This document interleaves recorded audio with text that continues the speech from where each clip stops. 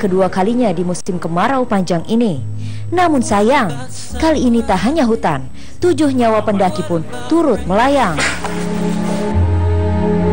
Minggu 18 Oktober 2015 menjadi hari terburam bagi tim gabungan dari Perhutani dan Koramil. Saat itu, tim yang sebelumnya akan melakukan pemadaman di beberapa titik api mendapat kabar buruk dari seorang pendaki asal Magetan.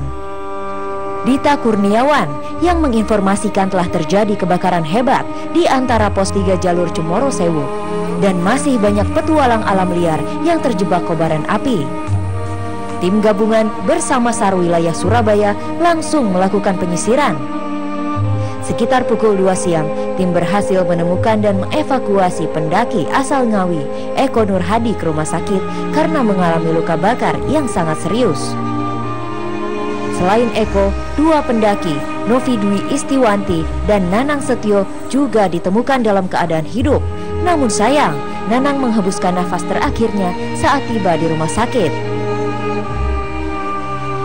Langit yang mulai gelap tak menyurutkan semangat tim gabungan untuk terus mencari para pendaki yang terjebak dengan harapan dapat menemukan mereka dalam keadaan hidup, tapi takdir berkata lain. Tak jauh dari lokasi penemuan Anang dan Novi, satu persatu jenazah mulai ditemukan dalam kondisi mengenaskan. Mereka adalah Sumarwan, Rita, Awang, Joko, Kartini, dan satu korban yang belum diketahui identitasnya. Sumarwan, Nanang, Rita, dan Awang sendiri diketahui adalah rombongan pendaki asal Ngawi yang masih memiliki ikatan keluarga. Sementara Joko dan Kartini adalah pendaki asal Jakarta yang merupakan teman sekantor. Sementara itu, Eko Nurhadi dan Novi yang mengalami luka bakar antara 50 hingga 80% kini kondisinya mulai stabil, namun masih harus menjalani beberapa operasi pemulihan. Kobaran api Lawu boleh saja menghentikan langkah para pendaki ini, namun tentu saja tak menghentikan jiwa mereka untuk mendapatkan kedamaian di ketinggian sana. Pemirsa, Dita dan juga Febria yang malam hari ini sudah bersama saya adalah 2 di antara para pendaki ketika itu pada hari Minggu yang berhasil menyelamatkan diri. Namun mereka masih begitu terbayang bagaimana insiden saat itu kebakaran tiba-tiba melahap habis lahan di sana dan menghadang rombongan kalian, Dita ya. Iya, Dita masih ingat betul bagaimana kejadian waktu itu ya. Iya. Waktu itu kamu naik ke gunung tanggal berapa? Tanggal 17. Hari Sabtu. Sabtu. Iya. Okay. Melalui apa ini? Melalui jalur yang mana? Cemoro Kandang. Cemoro Kandang. Iya. Oke. Waktu itu berapa orang rombongan Dita? Rombongan saya itu 9 orang. 9 orang. Sekelas. Ketambahan dari luar tuh 3 dan ketambahan lagi 4, jadinya 16. 16 orang. Iya. Jadi 12 di antaranya adalah satu rombongan sekelas SMK tempat Dita bersekolah dan juga Febria ya. Oke, waktu itu untuk acara apa sebenarnya naik? Itu acara pribadi, Mbak. Pribadi. Iya, acara sekelas gitu. Kan anak-anak kan pengen muncak pas hari suro gitu. Oh, jadi terkait suronan itu ya? Iya. Teman-teman berencana untuk naik gunung di sana. Kan rame gitu. Oke. Sabtu jam berapa mulai naik ke gunung? Sabtu itu mulai naik gunung waktu maghrib. Habis maghrib itu, Mbak. Oke. Memang biasanya kalau mendaki Gunung Lawu setelah maghrib?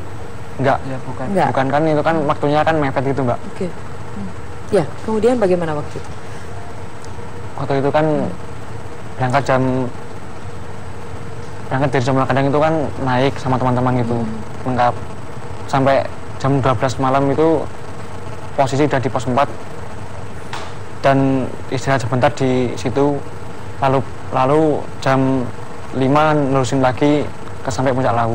Pos 4 itu yang paling rendah? Sudah tinggi, Pak, itu. Oh, sudah paling tinggi ya? Iya. Jadi pos pertama, pos kedua, pos ketiga, dan keempat. Iya, keempat. Itu ditempuh dalam berapa jam, Dita? Lama, Mbak, itu. Sekitar 6 jaman. 6 jaman? Iya. Oke. Jadi tengah malam, kamu dan rombongan sudah sampai di puncak? Enggak, belum. Kan pagi itu. Waktu itu kan pagi. Di puncak, iya. Oh, pagi nyampe puncak ya? Iya. Oke. Kemudian di puncak sempat beraktivitas apa begitu? Saya foto-foto gitu, Mbak, sama teman-teman. Iya. Oke. Kemudian hari itu juga kamu dan rombongan memutuskan untuk kembali turun juga, atau memang berencana untuk ada acara di atas atau bagaimana? Enggak, waktu itu kan sudah foto-foto kan Mbak, lalu turun. Baru turun? Iya, baru turun. Tapi sebenarnya ketika Dita dan juga rombongan ke atas, itu apakah sudah ada kabar bahwa ada kebakaran di gunung tersebut? Udah ada Mbak. Sudah ada kabar? Kan katanya udah padam gitu apinya. Tapi Dita dan rombongan sempat mendengar adanya kebakaran di Lawu ya? Enggak, belum dengar. Oh, belum ada kabar? Belum disosialisasikan bahwa ada kebakaran? Iya. Jadi kalian aman aja ke atas begitu pikirannya ya? Iya, gitu. Oke, dan memang sampai ke puncak tidak ada menemui hambatan apapun? Ada Mbak. Apa itu? Waktu itu saya mau turun, terlihat burung jalak lawu gitu. Kan mitosnya jalak lawu kan menunjuk arah gitu katanya. Oke. Itu ketika naik atau ketika akan turun? Turun? Iya. Itu hari Minggu ya? Hari Minggu ya. Hari Minggu pagi atau? Pagi jam 8-an. Jam 8 pagi? Iya. Kalian serombongan itu semua 16 orang turun ke bawah? Enggak, 13 orang Mbak. 13 orang saja? Yang tiga turunnya lewat Cemoro Kandang. Oh, kenapa waktu itu berpisah dengan 3 orang lainnya? Enggak tahu, kan itu kan dulu Pak. Dulu-duluan gitu loh. Yang 3 itu kan cepat-cepat pulang, yang 13 kan masih di atas gitu kan. Jadi 3 temanmu memilih untuk melewati Cemoro Kandang, sementara yang 13 lainnya lewat Cemoro Sewu. Cemoro Sewu. Iya. Apa perbedaan antara Cemoro Sewu dan Cemoro Kandang jalurnya? Cemoro Kandang jalurnya berliku-liku dan panjang Mbak. Kalau Cemoro Sewu kan dekat Mbak, lebih dekat, kan ada sumber airnya juga. Oke. Kebakaran ini adanya di jalur Cemoro Sewu ya? Iya, pos atasnya pos 3. Oke, baik. Akhirnya pukul 8 kalian memutuskan untuk turun. Apa yang dialami waktu itu? Waktu itu saya saat turun melihat jalak lawu kan Mbak, satu berbalik arah. Saya turun, jalaknya naik gitu. Sempat kaget ya melihat itu? Iya, malah teman-teman saya itu loh yang namanya jalak lawu gitu katanya. Baru pertama kali itu melihat kan senang. Mitosnya apa sih kalau ada jalak lawu? Kan menunjuk arah Mbak. Oke. Kalau jalaknya itu memperbolehkan naik kan, kita kan disuruh ngikutin gitu katanya. Oke. Kemudian setelah melihat itu? Ya saya lanjutin lagi Mbak, kan saya kan belum tahu kan kalau ada gitu-gitu. Oke. Lalu turun terus? Turun terus ya. Yang kedua itu kan diperingatin lagi sama jalak. Jalannya ngilang gitu. Terus saya turun lagi nekat. Yang ketiga itu jalaknya itu mangkring di dahan pohon gitu loh. Oh, jadi dia bertengger di pohon ya? Burung jalak itu yang diyakini sebagai sebenarnya penunjuk arah. Iya. Oke, bagi warga di sana. Melihat saya gitu katanya. Melihat saya. Melihat ke kamu. Iya. Oke. Saat itu saya 2 orang aja Mbak. Kan yang lainnya di belakang. Yang jadi di belakang. Ya, iya kan posisi saya itu kan udah nggak ada air dan udah lelah Mbak. Jadi temanmu yang 11 lain ada di belakangmu jauh. Waktu itu. Oh, jadi Dita dan juga satu lagi temannya Febri atau bukan? Febri, yang Dwi sama Dwi. Kamu cuma berdua aja kan sama Dwi? Iya, berdua depan sendiri ya? Iya, yang Febri kan belakang sama teman-teman itu. Oke, kemudian? Ya itu kan saya sempat sama orang yang meninggal itu kan Mbak, orang 6 itu. Oke. Ya saya tuh jalan terus, turun gitu. Saat saya kan turun kan posisi itu kan di bawahnya pos 4 kan Mbak. Oke. Saya mendahului orang Ngawi itu yang meninggal itu Mbak. Ya, sempat melihat api. Kamu sempat mendahului rombongan itu? Iya kan. Yang akhirnya menjadi korban itu? Iya kan. Saya kan saat itu kan melihat apinya besar atau kecil gitu kan. Kalau jalannya bisa dilewatin, saya lewat situ. Kalau enggak saya kembali lagi ke naik gitu. Ternyata apinya udah besar gitu. Udah menutup jalan gitu. Oke. Separah apa waktu itu? Sebesar apa apinya? Besar. Bisa kamu bayangkan? Bisa diceritakan seperti apa? Gimana ya?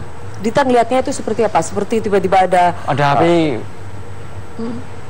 bercahaya gitu loh. Apinya itu bercahaya. Setinggi apa waktu itu apinya? 5 meteran Mbak. 5 meteran di depanmu. Luasnya?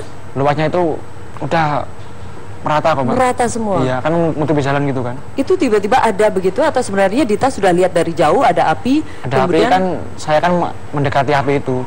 Kan untuk jalannya, apa sebenarnya Dita mendekati api itu? Kenapa itu, tidak mencoba jalan lain? Kan udah dekat sama pos 2 Mbak, pos 3 kan Mbak. Oke. Kurang sedikit lagi gitu. Ternyata? Apinya malah besar, mengejar gitu. Karena pas posisi itu kan angin sangat kencang.